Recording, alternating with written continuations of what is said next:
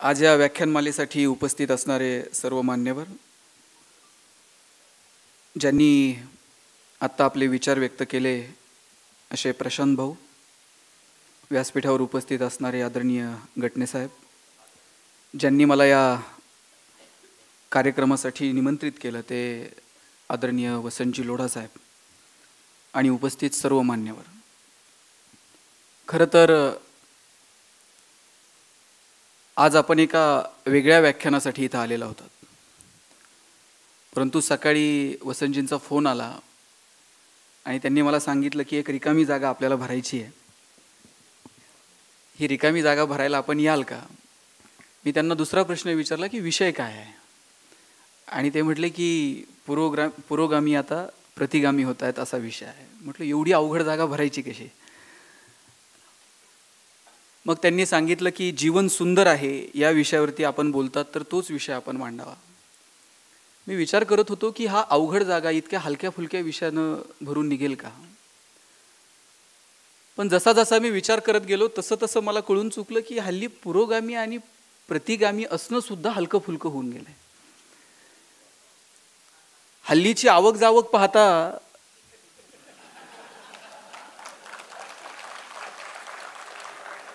आपण तरी आपल्या विचारधारेशी कुठे एकनिष्ठ आहोत? म्हणजे कुठला वाद महत्वाचा असं विचारलं तर मी म्हणेल की हल्ली तात्पुरता वाद खूप महत्वाचा आहे. आपण कुठल्या वादात आहोत, कुठल्या विचारधारेशी एकनिष्ठ आहोत याला फारसं महत्व हल्ली उरलेलं नाही. भौतिक प्रगतीच्या या सगळ्या कोलाहात प्रबोधनाचा आवाज क्षीण होत असताना अशा प्रकारची व्याख्यानमाला चालवणं, त्याला असे वेगवेगळे विषय ठेवणं हे खूप धाडसाचं काम आहे. नाव जरी पंडितजींचं असलं तरी ती वसंत व्याख्यानमालाच आहे.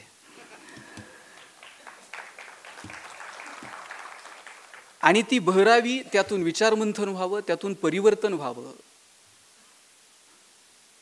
बदल व्हावेत, ते बदल आपण स्वीकारावेत आणि पुढे चालावं हा सामान्य उद्देश आहे. मी विचार करत होतो की हल्ली व्याख्यानमालांमधून तरी परिवर्तन होतं का? प्रशांतजी खूप छान बोलले की बोलावीत अशी माणसं सापडणार नाहीत, ज्यांच्या पायावरती डोकं ठेवावं असे पाय सापडणार नाहीत. खरं तर परिवर्तन हे का होत नाही असा प्रश्न मलाही पडला होता की आपण फक्त बोलतोय बोलतोय बोलतोय, खरंच आपल्या बोलण्यानं परिवर्तन होतं का? साधू संतांनी परिवर्तनासाठी प्रयत्न केले, मोठमोठ्या विचारवंतांनी प्रयत्न केले, साहित्यिकांनी प्रयत्न केले, वेगवेगळ्या विचारसरणीच्या लोकांनी परिवर्तनासाठी प्रयत्न केले, आणि मग आपण हे बोलत फिरतोय, याच्यातनं परिवर्तन होणार आहे का? आणि मी माझ्या गुरूंना प्रश्न विचारला, खरंच हे कुठपर्यंत बोलायचं आणि या बोलण्यातनं परिवर्तन होणार आहे का? त्यांनी खूप सुंदर सांगितलं, म्हटले की बोलून बोलून जग बदलेल वगैरे हा फार विचार तू करू नको. बोलून बोलून तू एकटा जरी बदलला तरी खूप झालं. म्हटले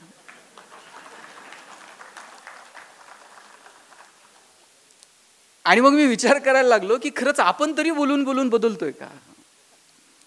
आपलं बदलणं सुद्धा खूप महत्वाचं आहे. जेव्हा आपल्याला बोलायचा अधिकार प्राप्त होईल त्या अधिकारासाठी तरी आपण बदलणं गरजेचं आहे. मी त्यांना विचारलं की परिवर्तन का नाही? त्यांनी खूप सुंदर सांगितलं, आपल्याकडं झालंय असं, ज्या गोष्टी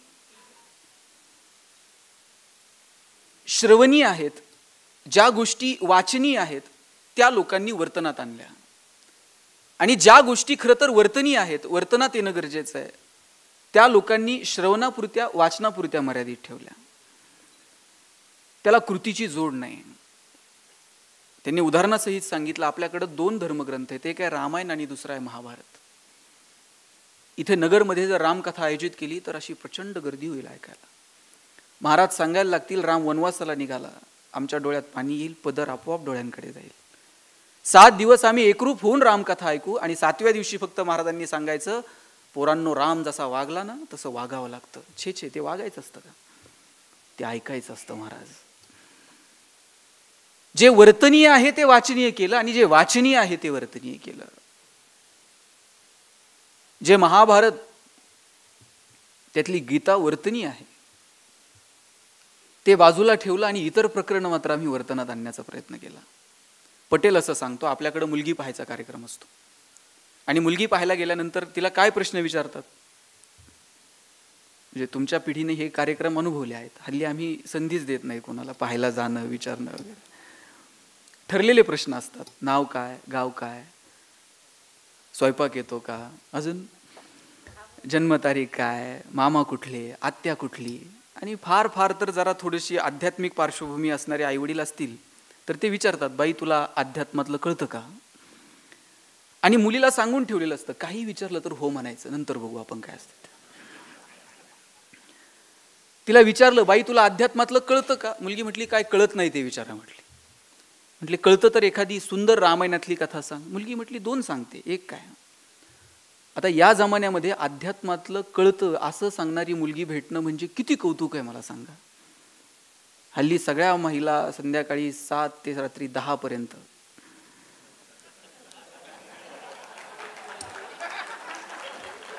तुला पाहते रे,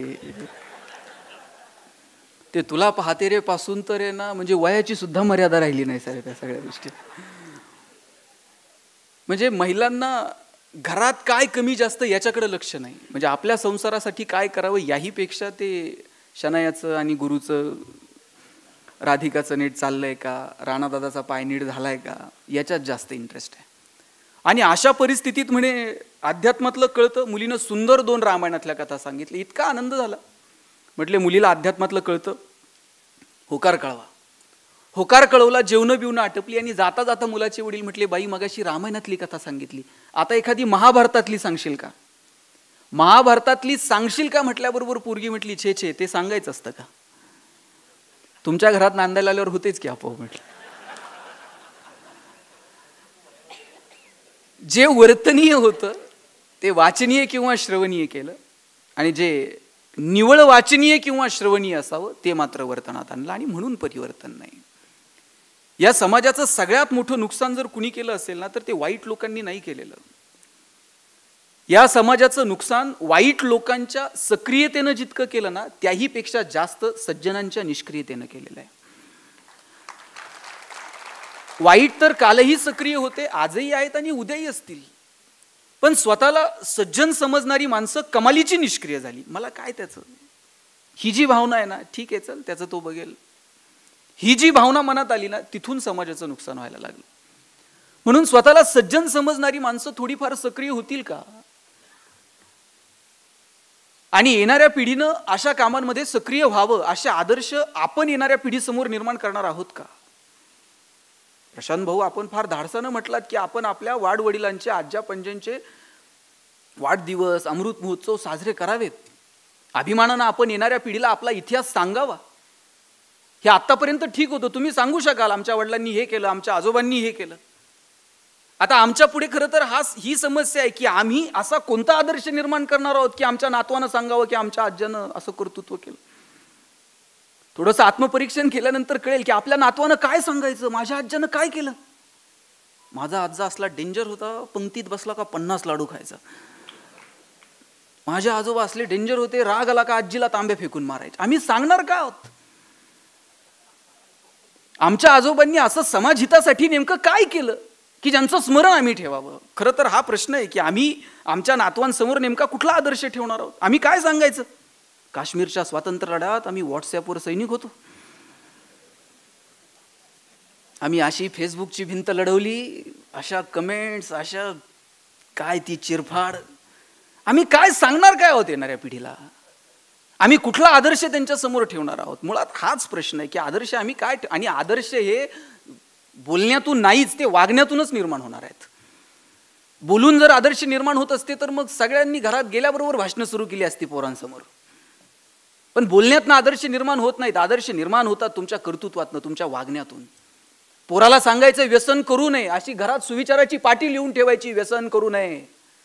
आणि घरी गेल्यावर बापच पोराला सांगते, जा जरा चुलीव सिगरेट पेटू ना.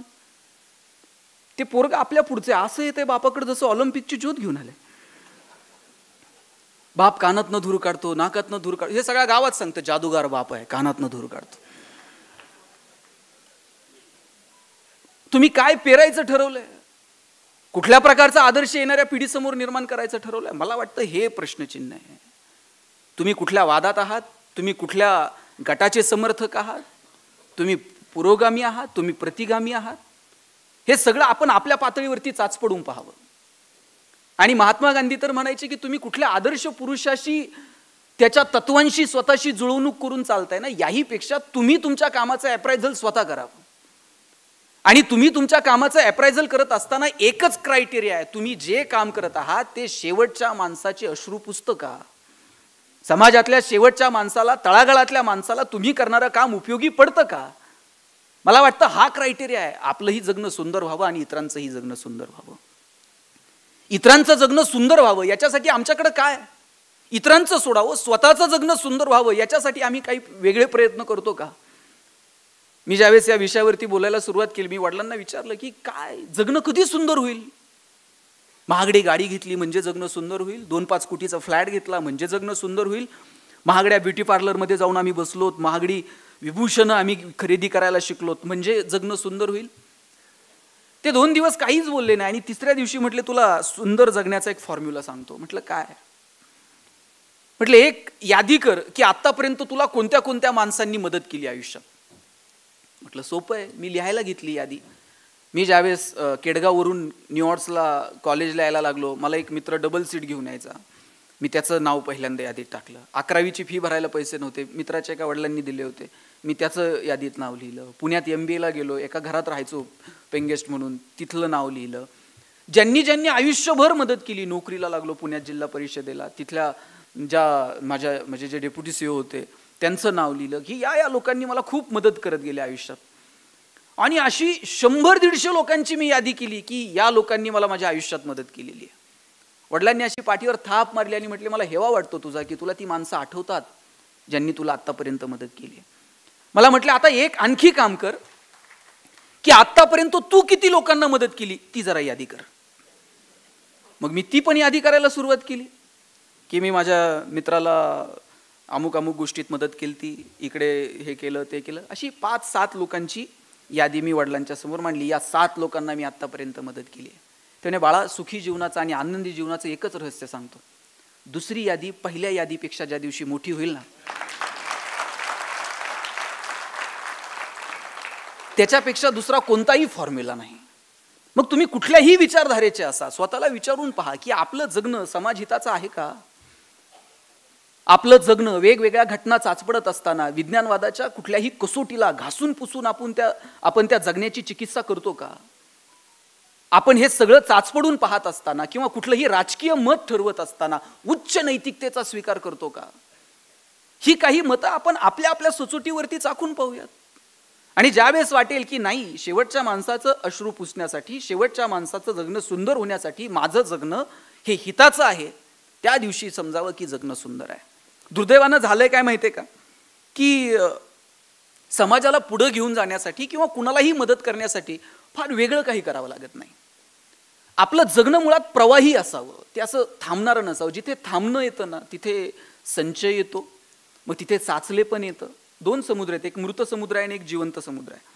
त्या मृत समुद्रात कुठल्या वनस्पती नाहीत, कुठले मासे नाहीत, कुठलेही त्या पाण्यात राहणारे कुठलेही प्राणी नाहीत. आणि त्याच्या शेजारी जो जिवंत समुद्र आहे तिथं सगळ्या वनस्पती आहेत, सगळे वेगवेगळ्या प्रकारचे मासे आहेत.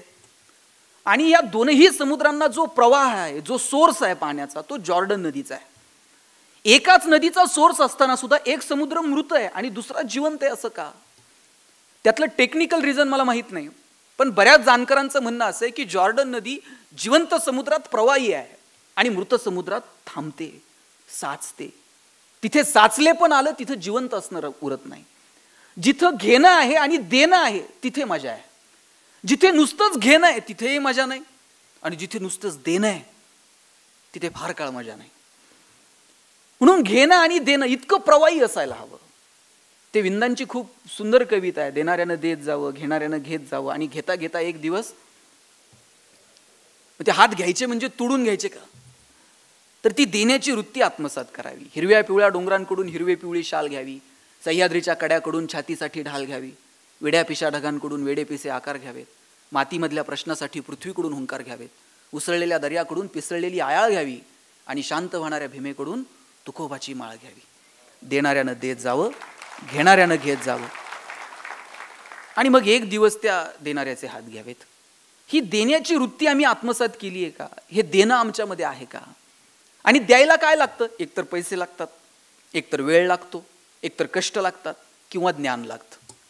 कुठलाही समाज पुढे घेऊन जायचा असेल, तुमच्याकडे पैसे आहेत तर पैसे द्या, तुमच्याकडे वेळ आहेत तर वेळ द्या, तुमच्याकडे ज्ञान आहेत तर ज्ञान द्या, तुमच्याकडे कष्ट करण्याची ताकद आहे तर कष्ट द्या. आणि हे काहीच नसेल तर किमान गप्प बसा. हे वरच्या 4 लोकांची अडचण नाहीये, हे 5वे आहेत ना ज्यांच्या काहीच नाही त्यांची अडचण आहे. यांना फार वळवळ आहे. आणि ही वळवळ करणारी माणसं चळवळ बिघडून टाकतात. म्हणून आपल्याकडे जे आहे ते एकतर देता आलं पाहिजे, नाही तर मग शांतपणे पाहता आलं पाहिजे. हे शांतपणे पाहणंही उरलं नाही आणि देण्याचीही दानत नाही, तिथे दुःख आहे. मग आनंद नेमका कशात आहे? ज्ञानोबांनी खूप सुंदर सांगितलंय. आपण नेवाशात ना साहेब, म्हणजे ज्ञानेश्वरी इतका सुंदर ग्रंथ आहे. खरं तर तो जगण्याची प्रेरणा देणारा आहे. आणि ते ज्ञानोबा सुखाविषयी आनंदाविषयी बोलताना सांगतात, किंबहुना सोय जीव आत्म याचेल आहे, तेथ जे होय तया नाम सुख. ज्ञानोबा सांगतात आत्म्याशी जे संबंधित आहे ना त्याला सुख म्हणावं. खरं तर ही तरुणांनी अभ्यासाचा ग्रंथ आहे ज्ञानेश्वरी. आपला असा समज आहे की 60-70 उलटल्यानंतर रिटायरमेंट नंतर निवांत वाचू. ज्ञानेश्वरी वगैरे वाचणं हे मुळात ज्ञानेश्वरी वैराग्याकडे घेऊन जात नाही, जीवन जगण्याची कला शिकवणारा ग्रंथ आहे. आणि तो तरुणांनी का वाचावा सांगितला एका तरुणानं. वयाच्या 16व्या वर्षी सांगणारा ग्रंथ 61व्या वर्षी का वाचावा? आणि बरं ती ज्ञानेश्वरी ज्या गीतेवरची टीका आहे ती कुणी सांगितली? ती सुद्धा भगवान श्रीकृष्णाने सांगितली, तारुण्यात सांगितली. आणि कुणा येऱ्यागबाळ्याला सांगितली का? जगातला सगळ्यात श्रेष्ठ धनुर्धारी अर्जुन, त्याला सांगितली गीता. आणि कुठं सांगितली? माऊली सभागृहात ऑडिटोरियम मध्ये, बालगंधर्वला तिकीट लावून. अरे कुरुक्षेत्रात सांगितली, जिथं जीवन आणि मृत्यू समोरासमोर आहे, तिथं कृष्ण गीता सांगतो. आणि त्या गीतेवरची टीका असणारी ज्ञानेश्वरी. आणि ते ज्ञानोबा आनंदाविषयी बोलताना सांगतात की ती आत्म्याची वृत्ती आनंदी असणं, ती तुमची सेल्फ कॅरेक्टरिस्टिक आहे. आनंदही आपला आहे आणि दुःखही आपलंच आहे. पण दुर्दैवानं झालं काय, आनंद आणि दुःख हे आपलं आपलं असण्यापेक्षा ते इतरांच्या क्रियेप्रतिक्रियेवरती अवलंबून राहायला लागलं. ते इतरांच्या क्रियेप्रतिक्रियेवरती कसं अवलंबून असेल? मला साधं सांगा, इथं महिला आहेत, लाईट गेल्यानंतर पहिल्यांदा काय करतात? ते मेणबत्ती वगैरे नंतर, खरं सांगा शेजारच्याची आहे का नाही ते बघते आधी. आणि शेजारच्याची असली तर सगळ्या जगाचं दुःख आपल्या वाट्याला. आणि शेजारच्याची नसल्यावर किती बरं वाटते, सगळ्या गावाची गेली, जाऊ दे मोरू देऊन, ते काय. दुःख सुद्धा सार्वजनिक असलं पाहिजे.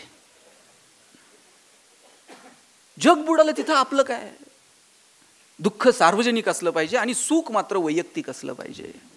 100 रुपयाची नोट हरू दे बरं, म्हणजे हरू नये पण कल्पना करा हरवली, किती वाईट वाटतं. ताई, गल्लीतल्या 4 बायकांना बोलून आपण सांगतो, बाई बाजारात गेलते, 100 रुपये पडले, कसे साठवले होते माझे मला माहीत, परवा त्यांच्या खिशात 20 सापडले, असे करून करून 100 झालते, कुठं पडले कुणाच ठाऊक. बरं त्याच्या पुढचं बोलणं असं असते, ज्याला सापडले असतील त्याला पचायचेच नाहीत. किती दुःख. फक्त यातल्या 4 चौघींमधल्या एकीनं सांगितले पाहिजे, बाई तुझे 100 गेले, माझे परवा 500 पडले. इतकं बरं वाटतं ना. जाऊ दे मरू दे, आपले तर 100च गेले. ते दुःखातून दुःख वजा होतंय, आनंदातून आनंद वजा होतोय. आपला आनंदही आपलं नाही ना आपलं दुःखही आपलं नाही. किती फंटूस आयुष्य आपण जगतो. मला वाटतं इतरांच्या आनंदात आपल्याला आनंद वाटायला हवा, इतरांच्या दुःखात आपल्याला दुःख वाटायला हवं. आणि मुळात आपण माणसं आहोत, आपण एकमेकांपेक्षा वेगळे आहोत. परमेश्वरानं आपल्याला विचार करण्याचं सामर्थ्य दिलं, आपल्याला हसण्याची ताकद दिली, दुःखात सहभागी होण्याची क्षमता दिली. 4 कोटी वर्ष, मी परवा एक पुस्तक वाचत होतो, साने गुरुजींनी त्याचा अनुवाद केलाय, मानवजातीची कथा. 4 कोटी वर्ष लागली माकडापासून माणूस तयार व्हायला.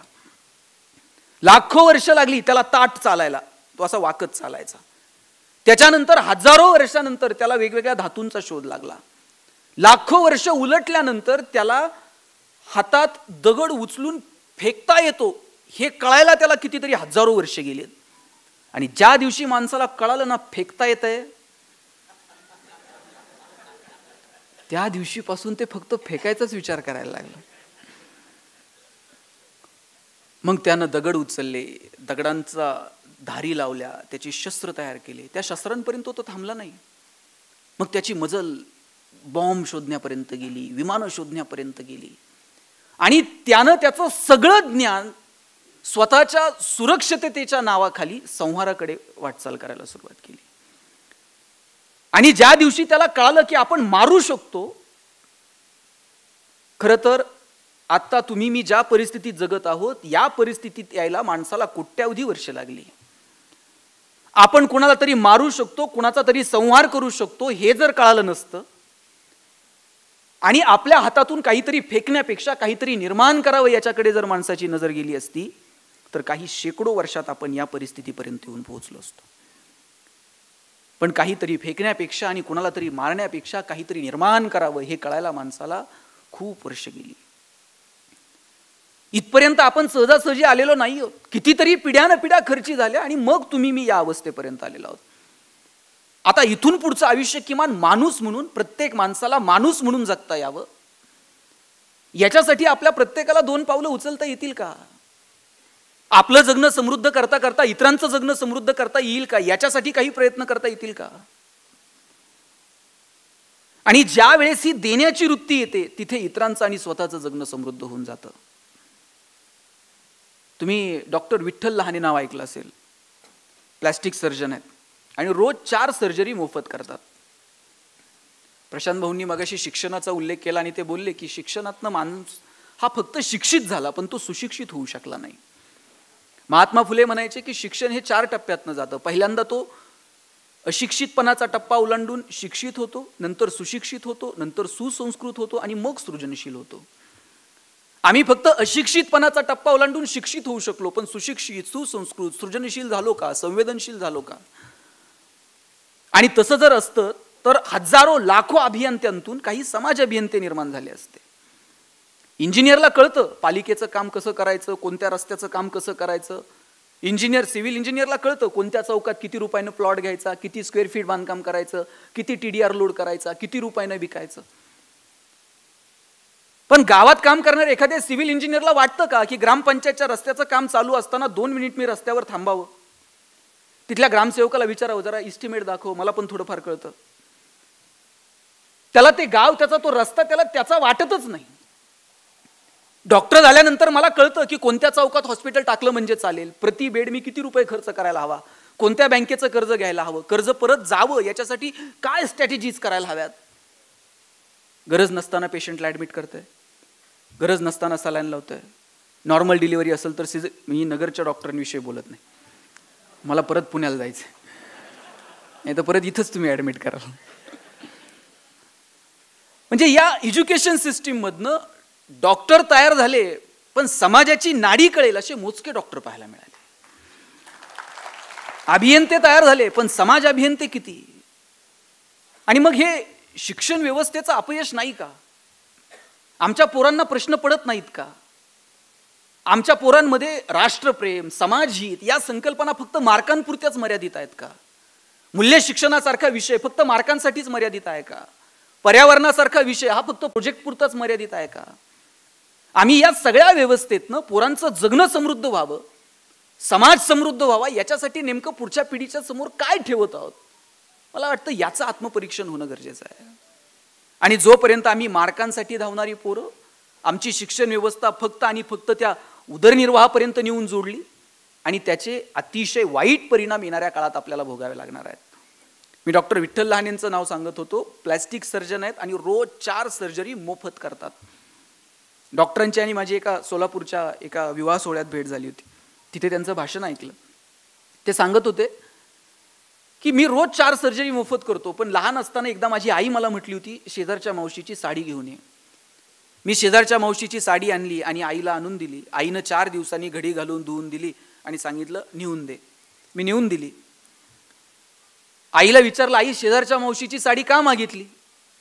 आई म्हटली लग्नाला जायचं होतं आणि लग्नाला घालून जावी अशी एकही साडी माझ्याकडे नव्हती, म्हणून शेजारच्या मावशीची आणली. टचकन डोळ्यात पाणी आलं की आपल्या आईकडे लग्नाला घालून जावी अशी एकही साडी नसावी. मोठं व्हायचं, खूप पैसे कमवायचे, आईला रोज नवीन साडी घालता आली पाहिजे. डॉक्टर झालो, पैसे मिळायला लागले, आज माझी आई रोज नवी साडी घालू शकते. पण एक दिवशी रस्त्यानं जाताना एक मुलगी पाहिली, तिचे 2 ओठ फाटलेले होते. तिचं लग्न जमत नव्हतं. तिचं लग्न जमत नाही हे दुःख त्या मुलीला विचारण्यापेक्षा तिच्या बापाला किंवा भावाला विचारावं. मी त्या मुलीला हॉस्पिटलला बोलवलं आणि सांगितलं तुझ्या वडिलांना पाठवून दे, आपण सर्जरी करू.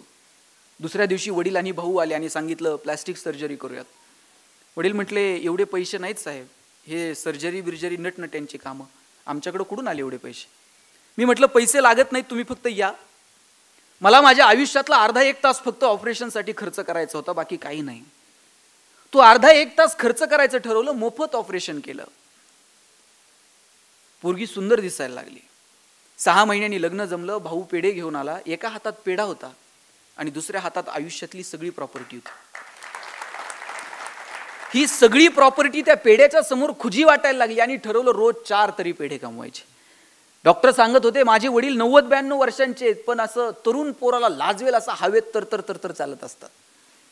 वडिलांना विचारलं बाबा एवढ्या हवेत का चालता. वडील म्हटले मी पद्मश्री डॉक्टर तात्याराव लहाने आणि प्लॅस्टिक सर्जन विठ्ठल लहानेचा बाप आहे, हवेत नाही चालणार तर काय चालणार.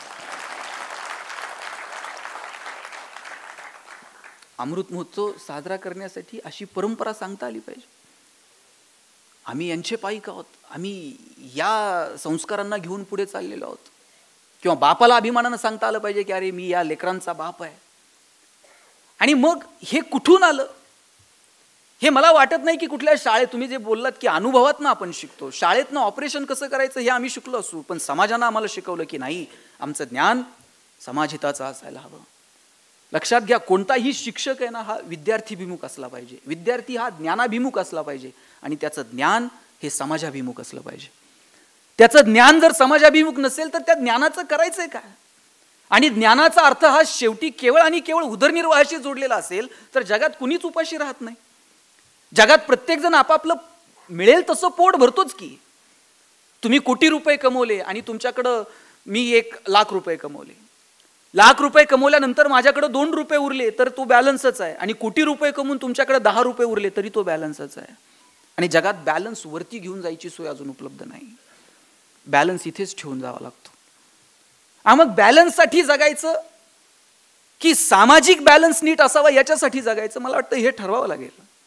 आणि मी परत सांगतो, समाजाचा बॅलन्स जर ठेवला नाही तर येणाऱ्या पिढ्या तुम्हाला मला नीट जगू देणार नाहीत. समाजसेवा सुद्धा स्वार्थी हेतूने करावा लागेल. एक वेळ जातीतले वाद मिटवता येतील साहेब, धर्माधर्मातले वाद मिटवता येतील, एवढंच काय 2 राजकीय पक्षांमधले वाद सुद्धा मिटवता येतील. पण गरिबी आणि श्रीमंती ही जर दरी निर्माण झाली तर याचे परिणाम येणाऱ्या काळात प्रत्येक समाज व्यवस्थेला भोगावे लागतील. आणि तिकडे सुरुवात झाली आहे. लक्षात घ्या, पुण्यामध्ये एका माथे फिरून रात्रीत 50 गाड्या पेटून दिल्या. सकाळी पोलिसांनी विचारलं का पेटवल्या. म्हटलं आपल्याला घेता येत नाही. म्हणला पेटवता तर येते, काय करायचं ते करा. म्हटलं AC गाड्या घेऊन फिरता, आम्हाला एसटीचं तिकीट काढता येत नाही, पेटून टाकल्या. म्हणला काय कलम लावायचे त्याला. मी पारगावमध्ये राहतो साहेब, नगर तालुक्यात छोटंसं गाव आहे माझं पारगाव भातोडी. इथून 20-22 किलोमीटर अंतरावर. माझ्या गावात एक MH14 पासिंगची गाडी आली होती. MH14 म्हणजे जरा सधन भाग आहे. गाडी आली तशीच काच खाली घेतली. ड्रायव्हरच्या डोळ्यावर असा महागडा गॉगल होता. त्यानं गॉगल बिगल न काढता असंच एका लहान पोराला विचारलं पारगाव कुठे रे. आता गाडी पारगावतच आहे. त्या पोराला विचारलं पारगाव कुठे. तो म्हणला पारगाव ना 10 किलोमीटर पुढे जा. म्हणला वडगाव लागतं. तिथं कुणालाही विचारलं, सांगतंय म्हणलं पारगाव कुठे. मी पळत गेलो. म्हटलं खोटं का सांगितलं. म्हणलं MH14 आहे, काय कमी. म्हणला जाते पुढे येते की मागं. म्हणलं गरिबी आणि श्रीमंतीच्या संघर्षाची सुरुवात आहे साहेब. हिच्याकडे दुर्लक्ष करून चालणार नाही. एक दिवस असा येईल कोट्यावधी रुपये असतील तुमच्याकडे, AC गाड्या घेऊन फिराल, पण समाजातली ही दरी जर वाढत गेली तर AC गाड्या घेऊन आपल्याला फिरता यायचं नाही. लोक काचा फोडून टाकतील. आपल्याला एक मैदान घ्यावं लागेल भाड्यानं. तिथं आपल्या महागड्या गाड्या पार्क करायच्या. आपणच 2 वॉचमॅन ठेवायचे पगार देऊन. आणि पोरं जर म्हणली ना पप्पा ते आपल्या मर्सिडीजमध्ये चक्कर माराय, त्याला म्हणजे कोणाला सांगू नको आपली आहे. टमटम न जायचं तिथपर्यंत. आतल्या आत सिक्युरिटी घेऊन चक्कर मारायची. गाडी तिथंच पार्क करायची आणि परत यायचं. तुम्ही सूट घालून फिरू शकाल, तुम्ही पैठण्या घालून फिरू शकाल, पण गरिबी आणि श्रीमंतीतली दरी जर वाढत गेली तर आपल्याला फिरता येणार नाही. 7व्या वेतन आयोगानंतर पगार वाढतील, रोज पैठणी घालाल, पण घरातच 6x6चा आरसा लावायचा. तुम्ही पैठणी घालायची, तुम्ही सूट घालायचा, तुम्ही म्हणायचं किती छान दिसते, तुम्ही म्हणायचं तुम्ही किती गोड दिसताय, काढून ठेवा, जाताना साधे घालून जाऊ, पार्टीतले महागडे कपडे नको. इथपर्यंत येऊन पोहोचेल, लक्षात ठेवा. आणि इथपर्यंत येऊ नये असं जर वाटत असेल तर ज्ञानोबांनी सांगितलं, दुरितांचे तिमिर जाओ, विश्व स्वधर्म सूर्य पाहो, आणि जो जे वांछील तो ते लाहो प्राणी जात. ज्याला ज्याला जे जे हवंय ते ते मिळू दे, पण कधी मिळू दे? दुरितांचे तिमिर जाओ. अहो, इतकं सुंदर आहे ते पसायदान. विश्वाची प्रार्थना ठरावं इतकं सुंदर आहे पसायदान. ज्ञानोबांनी त्याची सुरुवातच केली आता. दुसरा कुठलाही शब्द वापरता आला असता ना, पण किंवा पण, परंतु, म्हणून, पण आता म्हटले ज्ञानोबा. निर्वाणीचा शब्द आहे, झालं आता. आपण आता कधी म्हणतो? बस आता. ज्ञानोबा निर्वाणीनं म्हणालेत आता विश्वात्मके देवे. पांडुरंगा विठ्ठला म्हटले नाही, आता विठ्ठला, आता पांडुरंगा. जो कोणी विश्वाचा रचना करता असेल, आता विश्वात्मके देवे येणे वाग्यज्ञ. तो किती अधिकारवाणीनं मागितले बघा. ते असं म्हणत नाही, एवढ्या वाऱ्या केल्या, एवढे वेळा तुझ्याकडे आलो ना, आता दे, एवढं तुमच्या मागे पळलो, आता टाका निधी, एवढ्या हक्क. ते काय म्हटले, किती हुशार आहेत. ज्ञानोबांचा अधिकार काय? येणे वाग्यज्ञ तोषावे. तू जर संतुष्ट असशील, मी जो वाग्यज्ञ तुझ्या समोर मांडला ज्ञानेश्वरीच्या रूपानं, संतुष्ट असशील तर दे. वाग्यज्ञ तोषो निमज द्यावे पसायदान हे. आणि पहिल्यांदा आठवण कुणाची आली साहेब? आपण म्हटलात एकही तक्रारदार नाही. उल्लेख करताना सुद्धा त्यांना पहिल्यांदा तक्रारदाराचा उल्लेख करावा लागला. तक्रारदार नाही असं म्हणताना सुद्धा तक्रारदाराचा उल्लेख आहे. बरोबर आहे ना? ज्ञानोबांना सुद्धा उल्लेख कुणाचा करावा लागलाय? जे खळांची व्यंकटी सांडो. मदत करणाऱ्यांचा उल्लेख आधी. ज्ञानोबांवर प्रेम केलं नाही का समाजानं? 2-5 लोक असतील ना, पण ज्ञानोबा आधी असं म्हटले नाही, यानं लय मदत केली, पहिलं याला देऊन टाका, असं नाही. ज्ञानोबांनी पहिला उल्लेख केला, जे खळांची व्यंकटी सांडो. जे वाईट आहे, जे दुर्जन आहे, देवा त्यांची वाईट बुद्धी सांडून जाऊ दे. खळांची व्यंकटी सांड. तया सत्कर्मीरती वाढो. किती सुंदर शब्द वापरलाय, वाढो. माऊली रुजो नाही म्हटले, वाढो. रुजो कधी म्हणतात? जेव्हा काहीच नाही तेव्हा रुजो. आणि वाढो कधी? थोडा आहे, आता वाढो. वाईटातल्या वाईट माणसामध्ये सुद्धा थोडी तरी सत्कर्माची वृत्ती आहे, आणि म्हणून ज्ञानोबा म्हणतात वाढो. काय सुंदर आहे ते पसायदान. आणि मग जो जे वांछील तो ते लाहो. ज्याला ज्याला जे जे हवंय ते ते मिळू दे. आनंद अपेक्षित आहे ना, मिळू दे, पण कधी मिळू दे? दुरितांचे तिमिर जाओ.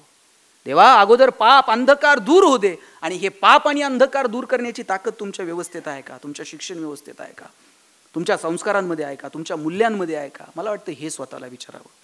आमची सगळी शिक्षण व्यवस्था जर आम्हाला मार्कांच्या पाठीमागं धावायला लावणार असेल, साहेब गुणवंत विद्यार्थ्यांचे सत्कार होतात हल्ली, हजार विद्यार्थ्यांचे सत्कार. प्रत्येक पक्ष वेगवेगळे सत्कार करतो. ते महिनाभर पोरं फक्त कधी बाण, कधी कमळ, कधी घड्याळ, कधी पण असलं घेऊन फिरत असतात. ते सर्टिफिकेटवर असतेच की कोपऱ्यात. आणि ते इतके तेच गुणवंतांचे सत्कार आहेत ना. आणि त्यात मी एका सत्काराला गेलो होतो, तिथं असे 90च्या पुढच्या 3 रांगा होत्या. 80 ते 90 मध्ये 10-20 रांगा होत्या. आणि 60-70 वाल्यांच्या 50 रांगा होत्या. आता ज्यांना 90 पेक्षा जास्त येत ना, ते अशा आयटीत बसले होते राजू शेठ, एकदम खुश, आपण 90च्या पुढे आहोत. 80 ते 90 मधले एकदम टेन्शन मध्ये होते. म्हणजे त्यांच्या विचाराची अवस्था नेमकी युती होईल का, इकडे जाऊ का, अशी जी दोलायमान अवस्था आहे ना, नेमकं इकडे अशा अवस्थेत ते 80 ते 90 मधले होते. आणि मागे जे 60-70 वाल्या 50 रांगा होत्या ना साहेब, ते 90 वाल्यांपेक्षाही खुश होते. त्यांना व्हायचंय ते होऊ द्या, आता काहीच आपल्या हातात होते. अजून महिनाभर तर काही कळत नाही. ते शेवटची जी रांग होती ते खुश होते. 80 ते 90 मधले टेन्शन मध्ये आणि 90च्या पोटचे खुश. आता 80 ते 90 मधले जे पालक होते त्यांना म्हटलं तुम्ही काय एवढे नाराज आहात? ते म्हणले पोरानं पार मथुरा पाण्यात घातली. म्हटलं काय केलं? म्हणजे त्याला महिनाभर आधी सांगत होतो जरा जास्त अभ्यास कर, जास्त अभ्यास कर. आता 90च्या रांगेत बसलं असतं की नाही. म्हटलं केलं काय? म्हटलं काय करणार, मार्क नाही पडले हो नीट. म्हटलं किती काय? म्हणजे काय सांगायसारखे सुद्धा नाही. म्हटलं काय तर आकडा असेल. म्हटले ते 89 पॉईंट समथिंग काहीतरी आहेत त्याला. आता त्या मुलाला 89% मार्क पडले याचा आनंद पालकांना नाही, पण 90 मिळू शकले नाही त्याचं मात्र दुःख आहे. मग मी दोघा नवरा बायकोला विचारलं, तुम्हाला 10वीत किती होते? मुळे साहेब. आश्चर्य असे, दोघा नवरा बायकोंच्या मार्काची बेरीज केली तरी 90 होत नव्हती.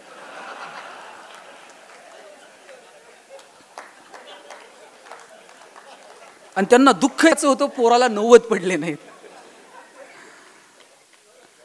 आम्ही या सगळ्या शिक्षण व्यवस्थेला कुठे घेऊन चाललोय? कॉमर्समध्ये ग्रॅज्युएट झालेल्या पोराला बँकेत डीडी काढता येत नाही, मराठीत ग्रॅज्युएट झालेल्या पोराला शुद्ध नीट मराठीत बोलता येत नाही, इंग्रजीत ग्रॅज्युएट झालेल्या पोराला स्वतःचा बायोडाटा इंग्लिशमध्ये लिहिता येत नाही. कुठे घेऊन चाललोय आम्ही या सगळ्या व्यवस्थेला? नॉस्कॉम कमिटीचा रिपोर्ट होता, in future 75% engineers will be permanently unemployed, 90% plain graduates will be permanently unemployed. नोकऱ्याच मिळणार नाहीत. 90% प्लेन ग्रॅज्युएट, इंजिनियर्स 75%, नोकऱ्याच नाहीत. का नाहीत? ते आम्ही शिकलो नाही. आम्ही फक्त आणि फक्त मार्कांच्या पाठीमागं धावत राहिलो. मार्क कसे मिळतील? समाजात नवीन नवीन काय घडतंय? जपान उद्ध्वस्त झालं पण परत ताटमानेनं उभं राहिलं. कुणाच्या जोरावर राहिलं? तिथल्या लिंबू टिंबू पोरांच्या जोरावर जपान उभं राहिलं. दुबईमध्ये काय होतं? तेलाचे पैसे होते पण proper utilization of the resources.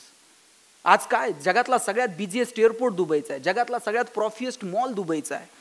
आम्ही आमच्या पोरांना मोठी स्वप्न दाखवली नाही, त्यांना त्यांच्या जगण्याची कला शिकवली नाही. फक्त मार्क कर, कुठेतरी नोकरी लाग, ह्याच्या मागे लाग, त्याची चिठ्ठी आण, बँकेत तरी लागलं पाहिजे, पतसंस्थेत तर चिटकलं पाहिजे. परवा निमसे सर भेटले होते एका कार्यक्रमात. लखनौला कुलगुरू असताना 123 जागांसाठी लाखो पोरांनी अर्ज केले होते शिपाई पदासाठी, आणि त्याच्यामध्ये हजारो पोरं PhD होल्डर होते. कुठे घेऊन चाललोय आम्ही सगळ्या शिक्षण व्यवस्थेला? म्हणजे आम्ही, आणि याच्यात पोरांची चूक नाहीये, पालक म्हणून तुमची माझी चूक नाहीये का? आपण शिक्षणाचा अर्थ एकमेव नोकरी मिळाली पाहिजे एवढाच सांगितला, पण तुझं जगणं समृद्ध करण्यासाठी बाळा शिक्षण आहे, तुला जगायचे तसं जग. का मोठी स्वप्न आम्ही पोरांना दाखवली नाही? का आम्ही त्यांना सांगितलं नाही उद्योगात ये, व्यवसायात ये, नोकऱ्याच करायच्यात तर जरा मोठ्या कर, काहीतरी वेगळं मोठं स्वप्न बघ? हे का सांगू शकलो नाही? पोरग काही वेगळं करायला गेलं का बापच त्याला सांगतंय अंथरून पाहून पाय पसर. त्याला ते पोरग हातपाय खोडून खोडून मरून गेलं, पण बापानं काय त्याला कधी हातपाय पसरू दिले नाहीत. तुम्हाला सांगतो, आज तुम्ही घरी गेलात ना, पोराला सांगा हातपाय पसर, अंथरुणाचं काय करायचं तुझा बाप बघल.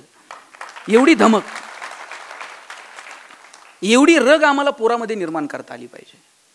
लात मारील तिथून पाणी काढेल अशी ताकद त्या पोराच्या मनगटात निर्माण करता आली. आम्ही भीती निर्माण केली आणि पोरांसाठी कमवायच्या फंदात पडलो. लायक असेल तर ते कमवतोय आपोआप, नालायक असेल तर तुम्ही किती कमवून ठेवा बघा, ते 2 दिवसात उडवतोय. त्याच्यामध्ये कमवण्याची रग, त्याच्यामध्ये कमवण्याची लायकी आम्हाला निर्माण करता येईल का? मुळात हा प्रश्न आहे. म्हणून त्या दृष्टीने आम्ही काही मुलांना दिलंय का? नोकरी नोकरी नोकरी. ते एक बाग आहे, त्या बागेत 1 क्लर्कची जागा भरायची होती, तर 1000 पोरांनी ॲप्लिकेशन केलं. आता एकच जागा आहे, एकाच पोराला नोकरी मिळणार आहे. एकाला अपॉइंटमेंट लेटर साईन करून मिळणार. त्यावेळेस बागेतला शिपाई पळत आला, म्हटलं साहेब याला नोकरी देऊ नका. म्हणे का? बागेत जे गोरीला माकड होतं ते मेलंय म्हटले. आणि आता गोरीला नाही तर लोक कशी येणार, लोक नाही तर पगार करायचा कशात? काही करा पण याला नोकरी देऊ नका. स्वाभिमान शून्य पिढी जन्माला घातली. त्या पोरानं बागेतल्या मॅनेजरचे पाय पकडले, म्हटलं साहेब तोंडात आलेला घास काढू नका, पडेल ते काम करेल पण नोकरी तेवढी द्या. साहेब म्हणले रडू नको. पोरगं म्हणलं लग्न होईपर्यंत तरी द्या, परत सोडून टाकेल. साहेब म्हटले तुला नोकरी क्लर्कची देतो, फॅसिलिटीज क्लर्कच्या मिळतील, पगार क्लर्कचा मिळेल, पण जोपर्यंत बागेत गोरीला येत नाही तोपर्यंत काम मात्र गोरीलाचं करावं लागेल. तो म्हणला पगार आहे ना, मग गोरीला तर गोरीला. रोज यायचा, गोरीलाचे कपडे घालायचा आणि पिंजऱ्यात जाऊन उभं राहायचा. लोक यायची, शेंगा बिंगा खायला घालायची. म्हणला मजा आहे, पगार पण चालू आहे, डेली अलाउन्स पण सुरू आहे. म्हटलं एक दिवशी कॉलेजच्या पोरापोरींची ट्रिप आली आणि कॉलेजच्या मुला मुलींकडे बघून हे जोर जोरात उड्या मारायला लागला आणि उड्या मारता मारता चुकून वाघाच्या पिंजऱ्यात जाऊन पडलं. आता वाघाच्या पिंजऱ्यात पडल्यावर म्हटलं नोकरी गेली तरी चालती, जीव वाचला पाहिजे. जीव वाचावा म्हणून जीवाच्या आकांतानं ओरडायला लागला, वाचवा. याच्या आवाजानं झोपलेला वाघ जागा झाला. याच्या अंगावर धावून आला आणि हातावर हात ठेवून म्हणला ओरडू नको, नाही तर दोघांची नोकरी द्या.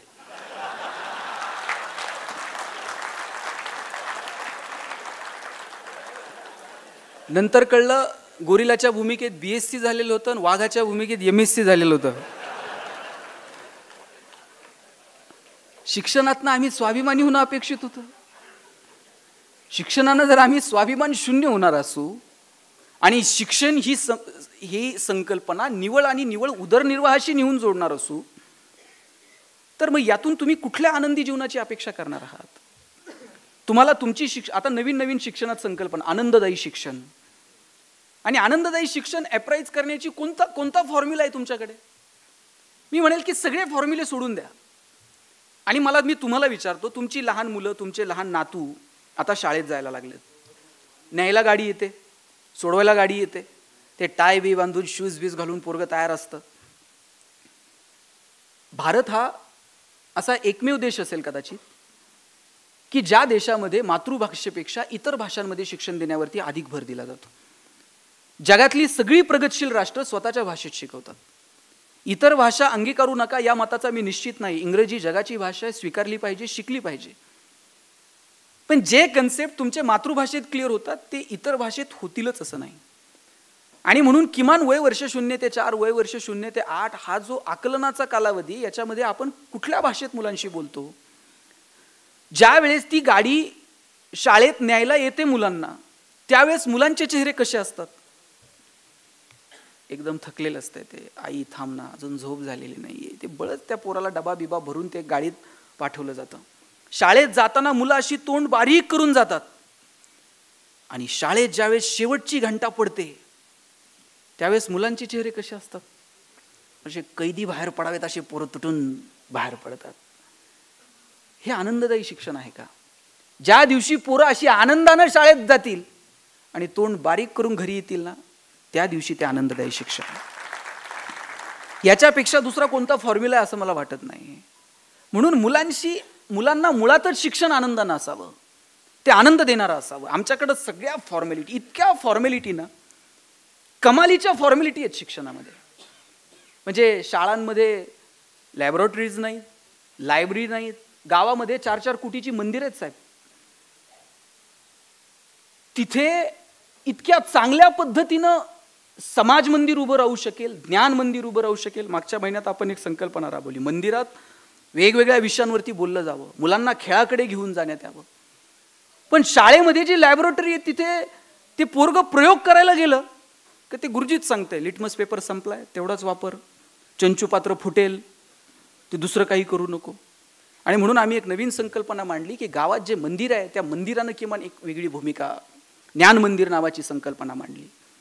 गावातल्या मंदिरातून मुलांना निसर्ग, समाज, अर्थकारण या वेगवेगळ्या विषयांवरती त्यांच्याशी बोललं जाईल का? त्या विषयांवरती त्यांच्याशी संवाद साधला जाईल का? मला वाटतं या दृष्टीनं प्रयत्न होणं गरजेचं आहे. वर्षानुवर्षे तेच शिकवलं जातंय, त्याच गोष्टी, या गोष्टींच्या पलीकडे जाता येईल का?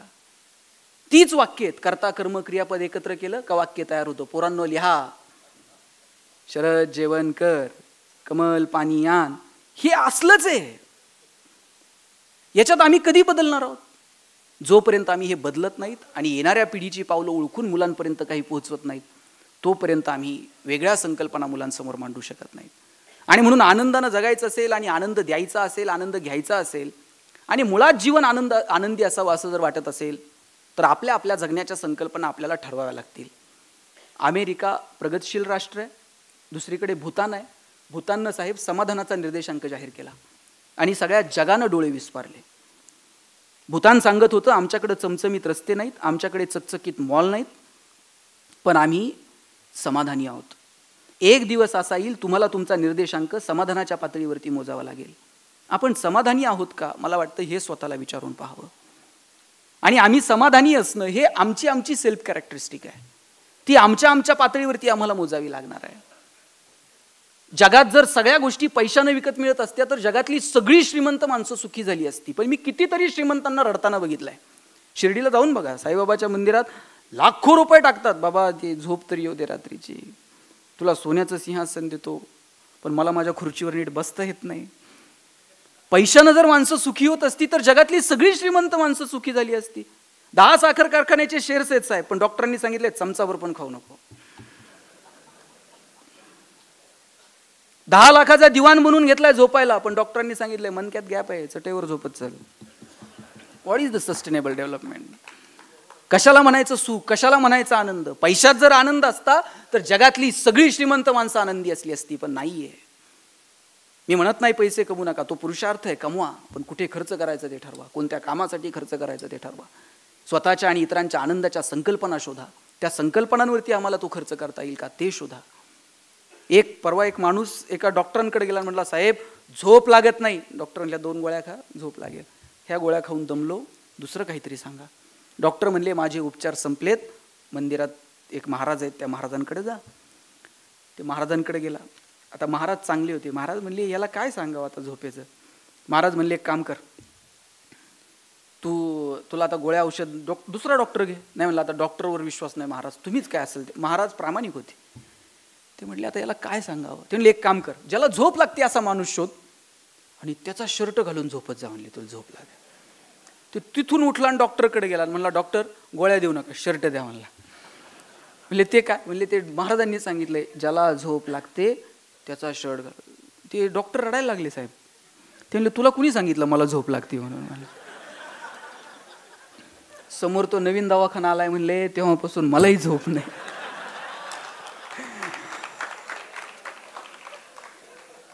ते माणूस म्हणला उठ, दोघं मिळून शोधू. एका इंजिनियरकडे गेले. म्हणले बाबा तुझं काय, तुला झोप लागते का. 6 महिने पालिकेत बिल अडकलंय म्हणले, या टेबलहून त्या टेबलवर. चल म्हणले आमच्यासोबत. एक एक एक एक करत 5-25 जण गोळा झाले, पण एकालाही झोप नाही. शेवटी एका पुढाऱ्याकडे गेले. म्हणले तुझं काय प्रकरण.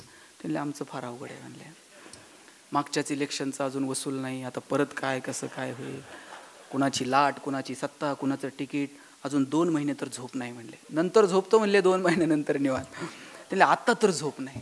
त्यांनी चला साहेब आमच्याबरोबर, तुम्ही चला, शोधू आपण माणूस. त्या पुढाऱ्याच्या नेतृत्वाखाली 5-25 जण शोधायला लागले. कुणाला झोप लागते, कुणाला झोप लागते. माणूस सापडेना साहेब ज्याला नीट झोप लागते.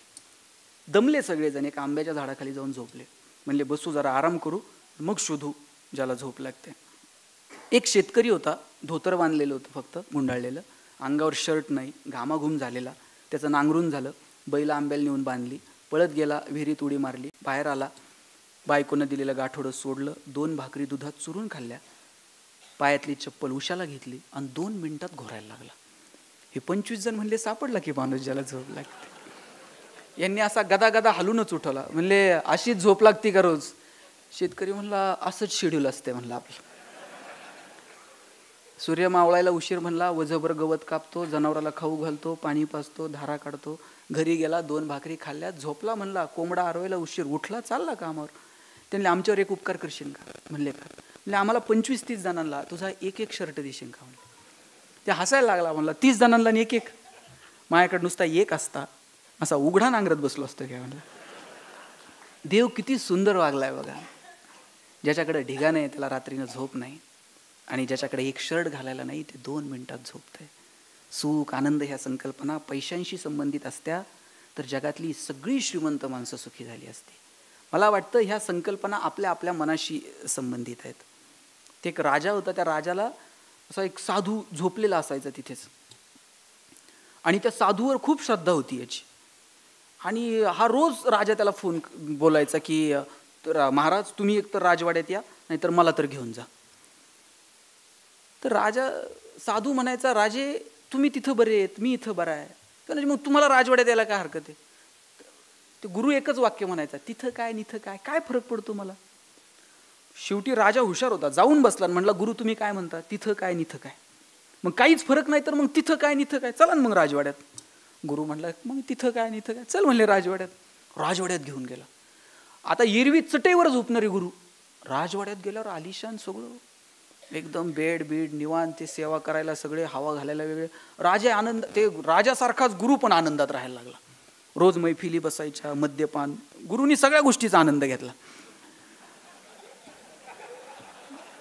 मग राजा म्हणला तुझ्यात माझ्यात काय फरक आहे काय म्हणला. मी आनंद घेतोय, तू आनंद घेतोय, आणि नुसतंच म्हणायला इथं काय आणि तिथं काय. तुमच्यात आणि माझ्यात आता गुरु काहीच फरक उरलेला नाही. गुरु म्हणले एक फरक उरलेला आहे म्हटले.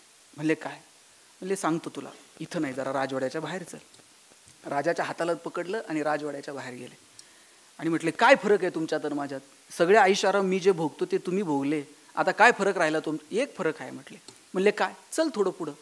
थोडं पुढं थोडं पुढं करता करता लांब घेऊन गेला राजाला. राजाच्या सीमा संपल्या राज्याच्या, आणि गुरु 2 पावलं पुढे गेले. आणि 2 पावलं पुढे गेल्यानंतर राजा थांबला आणि म्हणला, गुरु आता इथून पुढे येता यायचं नाही. माझं सैन्य मागं राहिलं, राजवाडा मागं राहिला, माझ्या सगळ्या राण्या मागं राहिल्या, आता इथून पुढे जाता यायचं नाही. गुरु म्हटले, हाच फरक आहे तुझ्यात आणि माझ्यात. मी इथून पुढेही जाऊ शकतो आणि इथून मागेही येऊ शकतो. ही जी भूमिका आहे ना, की मी इथून पुढेही जाऊ शकतो आणि इथे मागेही येऊ शकतो, तुम्ही कदाचित त्याला वैराग्य म्हणाल, पण मी जगण्याच्या सचोट्यांवरती जर अवलंबायची ठरवली तर इथे काय आणि तिथे काय हा जो भाव आहे ना, की अरे चला याचा पण आनंद घेऊयात, नाही जमलं तर ठीक आहे सोडून देऊयात, प्रयत्न करूयात, ही जी आनंदाची भूमिका आहे ना ती आपल्यामध्ये असली पाहिजे. आणि मला वाटतं ती इतरांना आनंद देण्यात भरभरून आहे. म्हणून तो इतरांना देण्यामधली मजा घ्या, कुटुंबाला वेळ द्या, सगळ्यात महत्त्वाचं म्हणजे स्वतःला वेळ द्या. माझं सगळ्या महिलांना सांगणं आहे की तुम्ही पहिल्यांदा स्वतःला वेळ द्या. तुम्ही सगळ्यांचं करत करत करत जगता, परंतु स्वतःला आपण कधी अंतर्मनात कधी डोकावून पाहिलं नाही, स्वतःच्या आवडीनिवडी कधी पाहिल्या नाही. तुम्ही ते येईपर्यंत जेवायला थांबता की नाही? म्हणजे पुण्यात थांबतात, नगरचं काय मला माहीत नाही. मी हेच सांगणार आहे की इथून पुढे थांबू नका. ते पार तिकडं धाब्यावर दणकून हाणून येतंय, करगुटा तुटूस्तोवर जेवतंय, ते घरी आल्यावर 2 घास खायचं नाटक करतंय आणि तुम्ही म्हणणार ते आल्यानंतर मी जेवणार. काय गरज आहे? ते आल्यानंतर तुमचं लय प्रेम आहे तर 2 भाकरी थापून द्या, परंतु तुम्ही तुमच्यासाठी कधीतरी वेळ द्या, तुम्ही स्वतःकडे कधीतरी वेळ द्या. जगातली सगळ्यात महत्त्वाची व्यक्ती जर कोण असेल ना तुमच्या दृष्टीने तर तुम्ही स्वतः आहात. तुम्ही सोडून तुमच्या दृष्टीने इतर कोणतीच व्यक्ती महत्त्वाची नाही. म्हणून पहिल्यांदा आपण आपल्या अंतर्मनात डोकावून पाहावं. आपलं जगणं समृद्ध करता करता आपल्याला इतरांचं जगणं समृद्ध करण्याचे मार्ग सापडायला लागतील. म्हणून अंतर्मनात डोकावून बघा, मस्त जगा, आनंदी राहा, छोट्या छोट्या गोष्टींचा आनंद घ्यायला शिका. साहेब लोढा साहेब, मी पाहिलं तुमची सगळी एका छोट्याशा याच्यात तुम्ही संस्था उभी केली, पण किती आनंद होता, चेहऱ्यावर किती आनंद दिसत होता त्या फोटोमध्ये, होता की नाही? सगळ्यांच्या काही नव्हतं, साध्या एवढूशा ह्याच्यात तुम्ही पतसंस्था सुरू केली, पण आनंद काय होता, त्या मिशन काय तोरा होता त्या सगळा. पैसे नव्हते पण आनंद भरपूर होता. तुम्ही आठवून बघा, नवीन लग्न झालं, बायको म्हणली असेल जरा चांदबिबीच्या महालावर फिरायला घेऊन चला, तुम्ही कुणाची तरी गाडी घेतली असेल, कुणाकडनं 50 रुपये उसने घेऊन पेट्रोल टाकलं असेल, भिंगार जवळ गेल्यावर पेट्रोल संपलं असेल, तुम्ही गाडी वाकडी केली असेल, टाकीत फुकून किका मारून मारून पार घामाघूम झालेला असाल, बायकोनं असं बघितलं असेल कुठून याची माझी गाठ पडली. पण याही परिस्थितीत बायकोनं नुसता खांद्यावर हात ठेवू द्याव, कित्येकांच्या गाड्या बिना पेट्रोलच्या महालापर्यंत गेल्या होत्या साहेब. मजा होती, आनंद होता. हा मनातलं आहे की नाही? पण आता तुम्ही बघा, AC गाड्यात नवरा बायको फिरतात, दोघंही व्हॉट्सॲपमध्ये असतात, वेळ मिळाला तर ती त्या खिडकीतनं बघते, हा ह्या खिडकीतनं बघ, आणि ड्रायव्हर दोघांकडे मधल्या आरशातनं बघत असते. हे नवरा बायकोत का? संवाद संपून गेला, माणसं एकमेकांशी बोलेनाशी झाली, प्रत्येकाच्या हातात मोबाईल आला, पण आमचं बोलणं सुधारलं नाही. रस्ते सिमेंट कॉन्क्रीटचे झाले साहेब गावागावातले, पण माणसाचं चालणं सुधारलं नाही. आजही संध्याकाळी 7 नंतर निम्म्यांना नीट चालता येत नाही साहेब रस्ता सिमेंटचा होऊन उपयोगाचा नाही, चालणं सुधारलं पाहिजे. पैशाच्या जोरावर हजारो किलोमीटरचे चंद्र सूर्य ग्रह तारे दुर्बिणीच्या साह्यानं जवळ करून पाहिले, पण आयुष्यभर शेजारी राहणाऱ्या माणसाबरोबर प्रेमाचे संबंध मात्र निर्माण होऊ शकले नाही.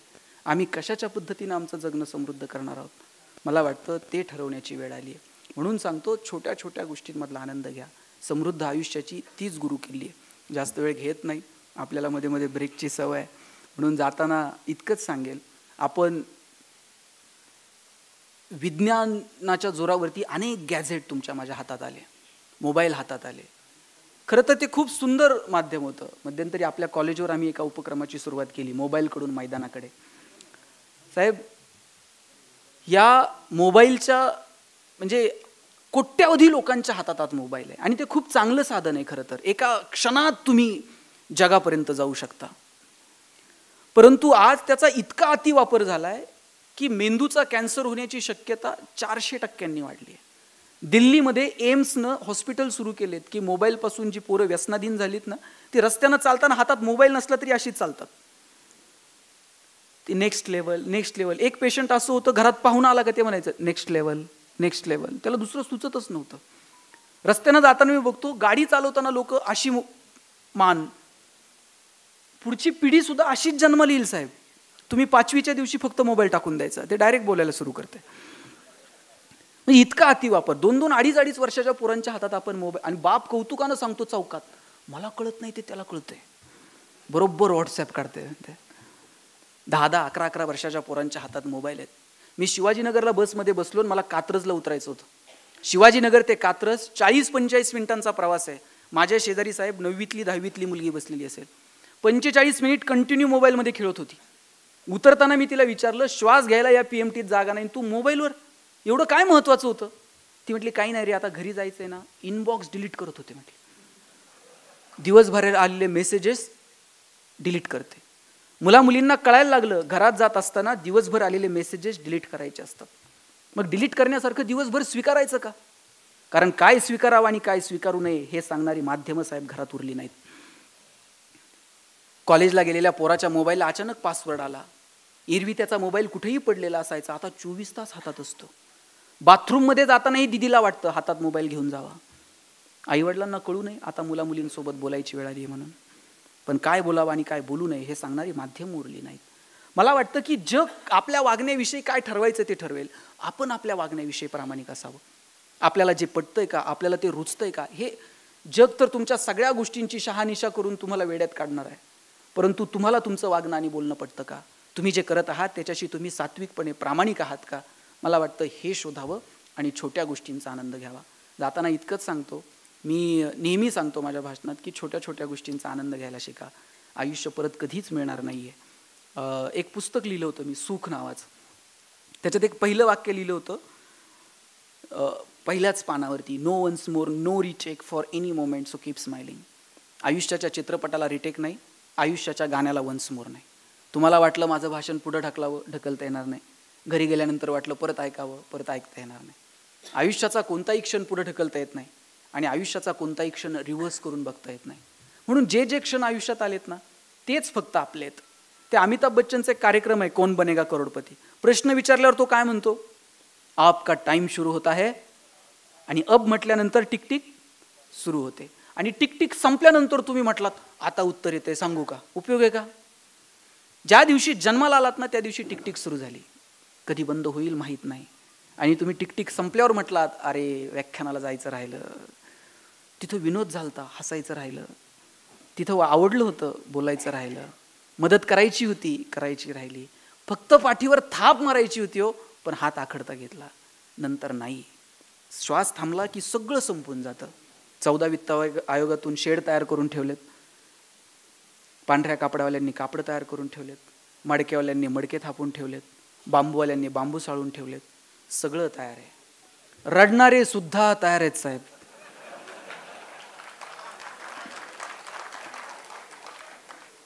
सगळं तयार आहे. श्वास थांबल्यानंतर जगता येत नाही, आणि नंतर नाव सुद्धा उरत नाही हो.